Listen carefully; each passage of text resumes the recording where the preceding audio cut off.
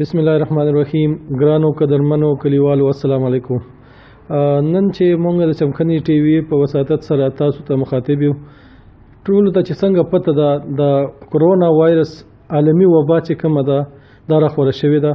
زما خپل کلیوالو ته دا خواست دی چې مهرباني وکړئ دا لاک ډاون چې کم دی دا صرف دې لپاره نه چې تاسو د دکانونو مخ ته او د کورونو مخ ته شپږ وو کسان ولاړ یې او د دې تاسو فالو کوئ نه د دې تاسو منئ نه د حکومت د خدای او رسول منئ.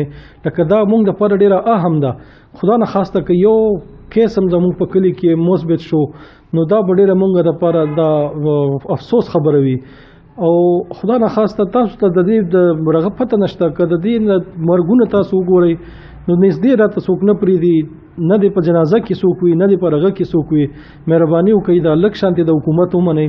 په چاینا کې چې دا وایرس راغو د هغې خلک کامیاب پدې شول چې هغوی خپل حکومت سره کوآپریشن وکړو د هغوی خپل حکومت ومنسته.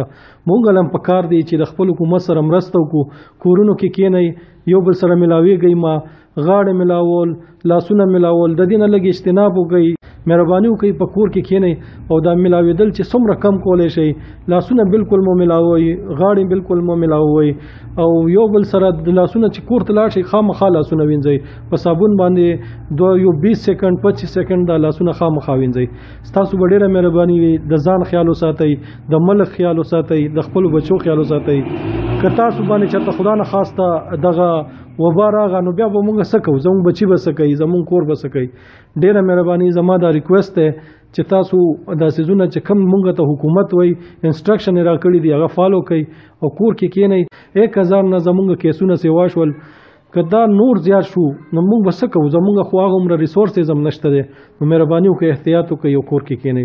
ډېره مهرباني والسلام.